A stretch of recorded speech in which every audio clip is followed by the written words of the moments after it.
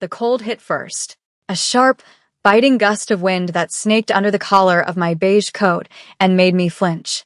It was a slap of reality after the suffocating, artificial warmth of the lobby. Then came the sound, the heavy, final click of the glass door shutting behind me, locking me out. My own hotel. And I was on the pavement, dismissed like a stray. My fingers, numb inside my coat pockets, clenched into fists. I could still feel the phantom pressure of the security guard's hand on my arm, firm and impersonal, guiding me out as if I were a piece of trash to be disposed of. Humiliation burned a hot, acidic trail up my throat. I had wanted to see it for myself. My husband, Jinwoo, had acquired the Seraphine Grand a month ago, a glittering jewel of steel and glass in the heart of the city, and he had put it in my name. A gift, he'd called it. A responsibility, I'd thought. I wanted to know how it breathed when the owner wasn't watching. So I had come alone, dressed simply in a dark green dress that fell to my knees, no reservation, just a walk-in on a Tuesday night, asking for a standard room. I got my answer. The night manager, a woman with a severe blonde bob and a name tag that read, Albright, had looked me up and down. Her eyes had lingered on my face, my braids, my simple coat, and made a swift, brutal calculation. She decided I didn't belong. We have a 72-hour advance booking policy for all non-members, she'd said, her voice crisp with dismissal. It was a lie. I knew the hotel's policies by heart. I'm sure you can find an opening, I'd replied, keeping my own voice even calm. A test. For her. For me. I'm happy to pay for whatever is available. Her lips had curled into a smile that was all teeth and condescension. I'm afraid that's not possible. Perhaps you'd be more comfortable at a more suitable establishment. The implication was a shard of glass under the skin. She didn't think I could afford it. She didn't think I was the right kind of clientele. The two security guards had materialized beside her, their presence a silent, looming threat. That was when I knew I had lost. I had come for an anonymous experience and had gotten one, just not the one I'd expected. I was a young black woman in a lobby full of pale, wealthy faces, and I had been found wanting. Now, standing on the curb as taxis hissed by, the anger began to cool, replaced by a cold, hard knot of something else in my stomach. I could let it go. I could walk away, hail a cab, and go back to the silent, sprawling penthouse that was our home. I could tell Jinwoo a sanitized version of the story, or tell him nothing at all. He would never need to know. But the memory of Ms. Albright's smug certainty grated on me. The casual cruelty of it. This was my hotel. My name was on the deed, tucked away in a lawyer's office. These people worked for me, and they had thrown me out. My hand trembled slightly as I pulled my phone from my pocket. I scrolled to his name. Just his name, no title. Lee Jinwoo. The screen felt cold against my thumb. Calling him was pulling a pin from a grenade. He moved through the world with a quiet, lethal precision. Problems that came to his attention did not get solved. They were eradicated, cauterized from existence, so they could never grow back. I knew what would happen if I made this call. The quiet Tuesday night at the Seraphine Grand would shatter.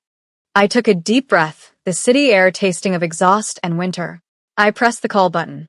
He answered on the first ring. He always did. There was no greeting, just the low, familiar timbre of his voice. Chloe. He said my name differently than anyone else.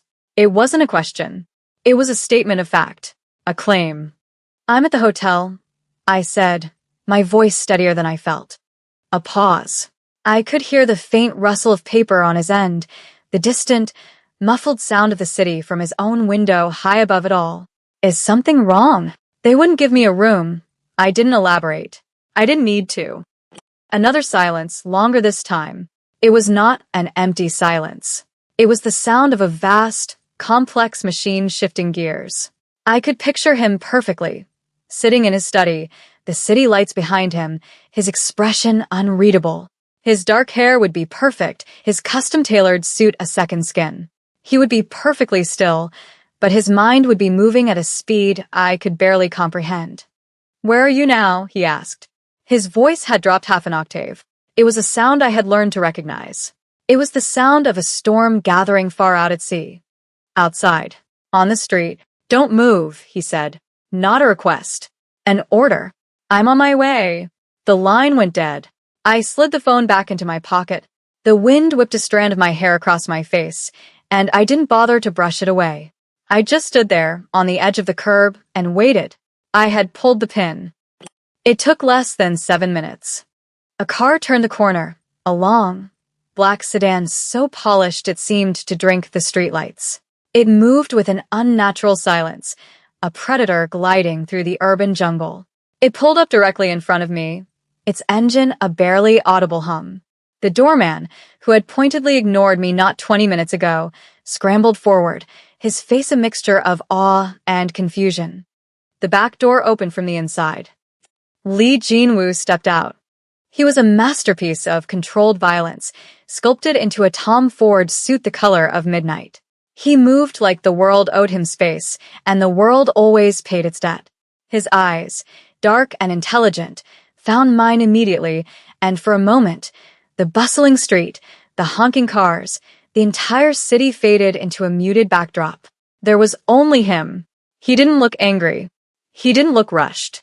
He looked perfectly, terrifyingly calm. That was always so much worse. He walked to me, his expensive leather shoes making no sound on the pavement. He stopped a foot away, his gaze sweeping over me, cataloging the wind-chapped skin of my cheeks, the tension in my shoulders. His eyes were not just looking at me, they were reading me. "Are you hurt?" he asked, his voice a low murmur meant only for me. "Just my pride," I whispered. A flicker of something, ice, fire, passed through his eyes. It was there, and gone in a heartbeat. He reached out, his gloved fingers gently tucking the stray strand of my hair behind my ear. The touch was featherlight, a stark contrast to the power I knew he held in those hands. "That," he said, his voice dangerously soft, "is unacceptable." He didn't wait for a reply. He offered me his arm, a gesture of old-world formality that felt both protective and possessive. I took it, my hand resting in the crook of his elbow. The fabric of his suit was impossibly fine, the muscle beneath it unyielding as steel. Together, we turned and walked back toward the gleaming glass doors of the hotel I owned. The doorman, his face now pale with dawning horror, practically fell over himself to pull the door open for us. The moment we stepped inside, the atmosphere in the lobby shifted. The low hum of conversation faltered. Heads turned. The air grew thick, charged with a sudden, inexplicable tension. Jin-woo's presence was a physical force, a drop in barometric pressure that announced a coming storm. Ms. Albright emerged from her office behind the front desk, a practiced, welcoming smile plastered on her face. It was the smile she reserved for men with expensive suits and the unmistakable aura of power. "Good evening, sir. Welcome to the Seraphine Grand. How may I—" Her voice died in her throat. Her eyes landed on me, tucked securely at Jin-woo's side, and her professional mask cracked. Confusion warred with dawning panic in her sharp features. Her gaze darted between Jin-woo's impassive face and mine, the gears in her head turning furiously, failing to compute. Jin-woo did not acknowledge her. He continued to walk toward the center of the lobby, his pace unhurried, deliberate. He stopped on the large, inlaid marble compass rose that was the room's centerpiece, forcing everyone to orbit him. He surveyed the room, his eyes missing nothing. The security guards who had escorted me out were standing near the elevators. They saw him, saw me, and froze, their expressions going from bored professionalism to stark terror. "You," Jin-woo said. His voice wasn't loud, but it cut through the silence like a razor. He was looking at Ms. Albright. She swallowed, taking a hesitant step forward. "Yes, sir?" "This woman," he said, his hand moving to rest lightly on the small of my back, a simple gesture that was an undeniable act of claiming. "She attempted to procure a room here tonight." "Yes, sir, she did." Ms. Albright stammered, her eyes wide. "But we were fully booked. Our policy—" "You will be silent now," Jin-woo interrupted her. The words were spoken so quietly, so devoid of emotion, that they were more chilling than any shout. Ms. Albright's mouth snapped shut. Color drained from her face. He turned his head slightly, his gaze falling on me. In the midst of the silent, watching lobby, his focus was absolute. It felt as if we were the only two people in the world. He leaned in, his lips brushing against my ear, his breath warm. His cologne, a subtle, clean scent of cedar and smoke, filled my senses. "What do you want me to do to them, Chloe?" he murmured. The question hung in the air between us. He was giving me the power. He was handing me the sword. I could tell him to let it go. We could just go upstairs to the presidential suite he undoubtedly kept on permanent reserve. We could leave these people to their lives. A part of me, the part that still remembered being a normal girl from a normal neighborhood, wanted to do just that. But then I saw it again. The memory of Ms. Albright's sneer. The feel of the cold wind on my face. The casual dehumanization of being judged unworthy. They hadn't just disrespected a guest. They had disrespected his wife. In his world, such an insult could not go unanswered. To show mercy now would be seen as weakness. Not just for me, but for him. And I would not be his weakness. I met his dark, waiting eyes. I saw the cold certainty there, the absolute confidence in his own power. And in that moment, I made a choice. I would not shrink from the world I had married into. I would stand in it. "Show them who I am," I whispered back, my voice firm. A slow, almost imperceptible smile touched the corner of his lips. It wasn't a smile of warmth, but of satisfaction, of approval. He straightened up, his hand still a warm, possessive brand on my back. He looked from Ms. Albright to the security guards and then to the other staff who were now frozen in place, watching the unfolding drama. "My wife was treated with disrespect," he said, his voice carrying effortlessly across the marble expanse. "In my hotel," he let the words hang in the air, heavy and damning. He looked down at my arm, where the security guard had grabbed me. I hadn't even realized there was a faint red mark there, the ghost of fingerprints. His jaw tightened, a barely perceptible clench of a muscle. It was the only outward sign of the fury I knew was simmering beneath his calm exterior. This was his vulnerability, my safety, my honor. He had once told me about a woman from his past, someone he had failed to protect. He never spoke of her, but I knew her ghost shaped his present. He would not fail again. "I find myself curious," he continued, his tone conversational, which made it all the more menacing, "about the standards of this establishment, the level of service, the judgment of its management." He looked directly at Ms. Albright. "Bring me the security footage from the front desk for the last hour, and the employee files for every person on duty in this lobby." This was no longer about a room. It was an audit, an inquisition. The danger in the room was no longer a vague threat. It was a cold, sharp-edged reality. People were going to lose their jobs. Lives were going to be upended.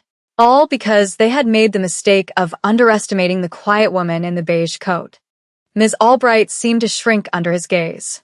"Sir, I can assure you, it was a simple misunderstanding." "It was a failure," he corrected her, his voice like chips of ice. "And failures in my empire have consequences." He gestured with his chin toward a set of plush armchairs in a secluded corner of the lobby. "We will wait." He guided me to the chairs, his hand never leaving my back. As we sat, the lobby staff scrambled into frantic, panicked action. Phones were being answered in hushed, terrified tones.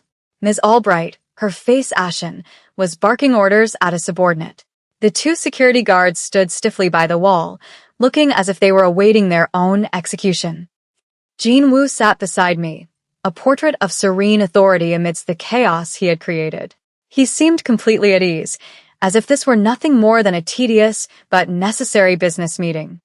He picked up a financial magazine from the table beside him and began to idly flip through it, but I knew he wasn't reading.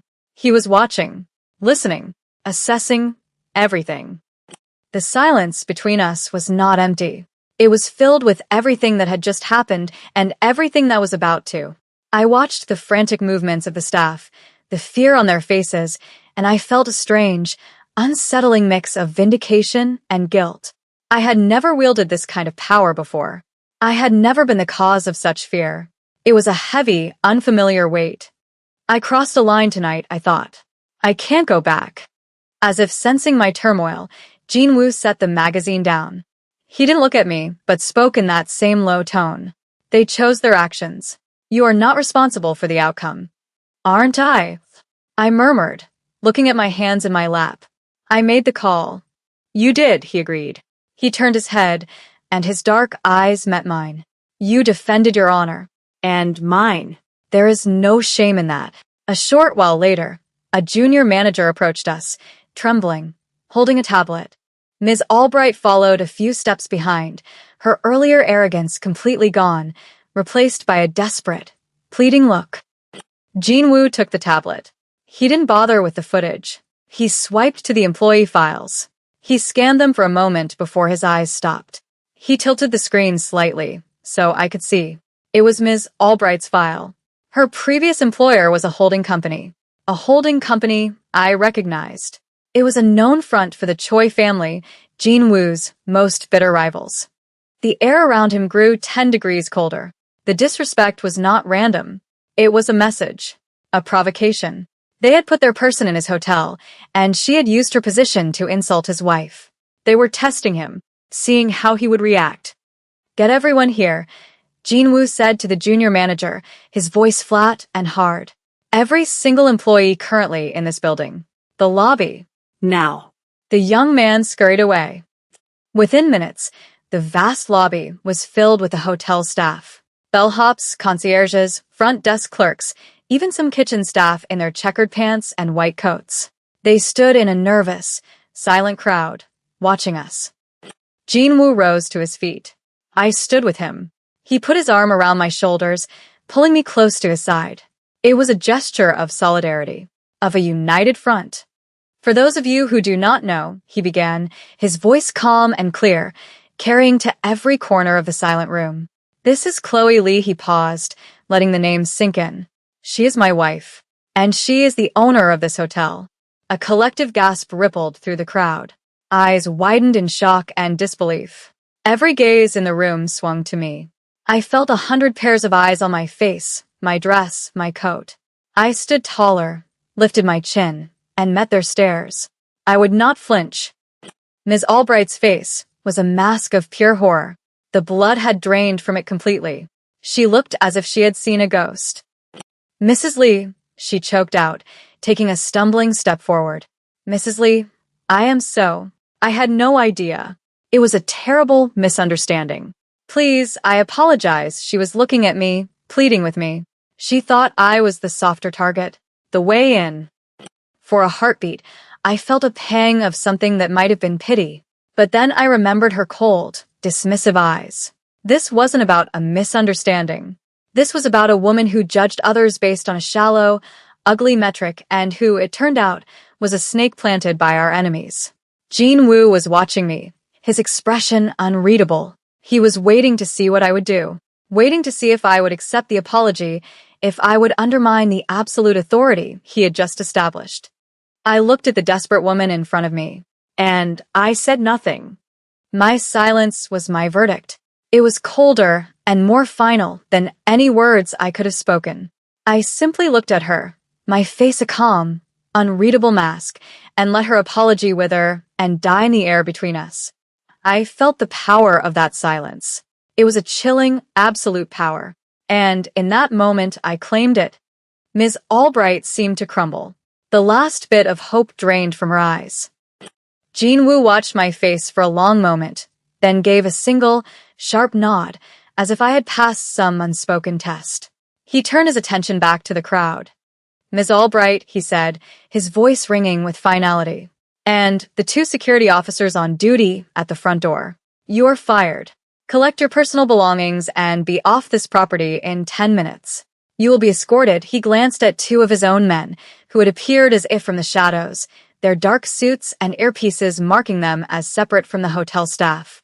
They moved toward the trio of condemned employees. The rest of you, Jinwoo continued, addressing the silent crowd, have a choice. You can work for Mrs. Lee and show her the respect and loyalty her position demands. Or you can leave with them. The choice is yours. No one moved. No one even seemed to breathe. Good, Jinwoo said softly. That is all. He turned, his arms still around me, and guided me toward the private elevator that led to the presidential suite. The crowd of employees parted for us like the Red Sea. As the elevator door slid shut, sealing us in our own silent, gilded world. I finally let out a breath I hadn't realized I was holding. Upstairs, the suite was an ocean of quiet luxury. Floor-to-ceiling windows offered a panoramic view of the city's glittering sprawl. I walked over to the window, wrapping my arms around myself. The adrenaline was fading, leaving a hollow, trembling feeling in its wake. That was a lot, I said to my reflection in the glass. I saw him move behind me in the reflection. He came to stand just behind me, his presence a warm, solid weight in the vast, empty room.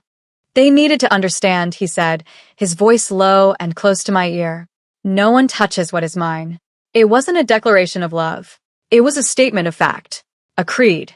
It was possessive, dangerous, and the most honest thing he had ever said to me. It was his confession. I leaned back against his chest, and his arms came around me, holding me securely. We stood like that for a long time, watching the endless river of headlights below. His phone buzzed. He stiffened, pulling it from his pocket with a smooth, economical movement. He answered, his side of the conversation clipped and sparse. Yes. When? Where are they now? His whole demeanor had changed. The quiet satisfaction was gone, replaced by a cold, lethal focus. He ended the call and slid the phone away. What is it? I asked, turning in his arms to face him. His eyes were hard. That was not just a simple insult, Chloe. Albright was on the Choi family's payroll. They placed her here. Her treatment of you tonight was a deliberate provocation. A test. The floor seemed to drop out from under me. This wasn't about a rude manager. This was about them. His enemies. They had used me. They had targeted me to get to him. Suddenly, a sharp crack echoed from the hallway, followed by a muffled shout. Jin-woo reacted instantly. In a single, fluid motion, he pushed me behind him, moving between me and the door to the suite. He pulled a sleek, black pistol from a holster I hadn't even known he was wearing. The sound of the safety clicking off was unnervingly loud in the silent room. Stay behind me, he ordered, his voice a low growl. The door to the suite burst open. 2 men, dressed in black, spilled into the room. They were not Jin-woo's. They moved with a clumsy, brutal urgency. His own men were supposed to be guarding the hall. They must have been taken by surprise. Jin-woo didn't hesitate. 2 precise shots, the sound suppressed to a dull cough, and the first man dropped. The second lunged, not at Jin-woo, but toward me. He saw me as the weakness, the leverage. There was no time to think. Jin-woo was occupied with a third man who had appeared in the doorway. My heart hammered against my ribs, but my body moved. I wasn't a fighter, but I was a survivor. I grabbed the heaviest thing I could reach, a ridiculously ornate, solid crystal lamp from an end table. With a grunt of effort, I swung it with all my might into the side of the lunging man's knee. There was a sickening crunch. The man roared in pain and surprise, his leg buckling. He stumbled, his momentum carrying him forward. He fell hard, crashing into the glass coffee table, which shattered into 1,000 pieces. The diversion was all Jin-woo needed. He dispatched the third man and turned, his weapon trained on the man I had taken down. But it wasn't necessary. The man was on the floor, clutching his ruined knee, incapacitated. Silence descended, thick and ringing. It was broken only by the sound of my own ragged breathing and the crunch of glass as Jin-woo's men finally flooded the room, securing the intruders. Jin-woo crossed the room to me in 3 long strides. His eyes were blazing. He ignored the mess, the intruders, his own men. He came straight to me, his hands reaching for me, checking me over with a terrifying minute focus. His hands cupped my face, his thumbs stroking my cheeks. "You're not hurt?" he asked, his voice rough with an emotion he rarely showed. "I'm fine," I breathed, my hands coming up to rest on his wrists. I could feel the frantic pulse beating there. He didn't touch me. He closed his eyes for a fraction of a second. When he opened them, the raw emotion was gone, replaced by something else. A deep, profound respect. "I saw what you did," he said, his voice low and intense. "You are not afraid. It was not a thank you. It was an acknowledgement, a coronation." In his world, fearlessness was the ultimate virtue. He was no longer seeing me as someone to be protected, but as a partner, an equal, a queen to his king. The last piece of the wall between us crumbled away. The cost of this night was high. My anonymity was gone forever. His enemies now knew my face, knew my name, knew that I was the fastest way to get to him. I was no longer an invisible owner. I was a public target. And he had revealed his only vulnerability to the world. He had shown them what he would kill to protect. Later, after the bodies had been removed and the broken glass swept away, we stood at the window again. The city below was oblivious, a galaxy of unknowing lights. He stood behind me, his arms wrapped around my waist, his chin resting on my shoulder. His embrace was no longer just a comfort. It was a fortress. It was a cage of his own making, one I had willingly walked into. I looked at our reflection in the dark glass. The woman in the simple green dress and the man in the perfect, dark suit who ruled a violent, unseen empire. We were an impossible pairing, a collision of worlds. He had not rescued me tonight. I had called the storm, and when it broke, I had stood with him in the heart of it. I had made my choice. His grip tightened, a silent promise. This dangerous, breathtaking world was mine now, for better or for worse. And in the absolute, lethal certainty of his arms, I felt no fear. I was home.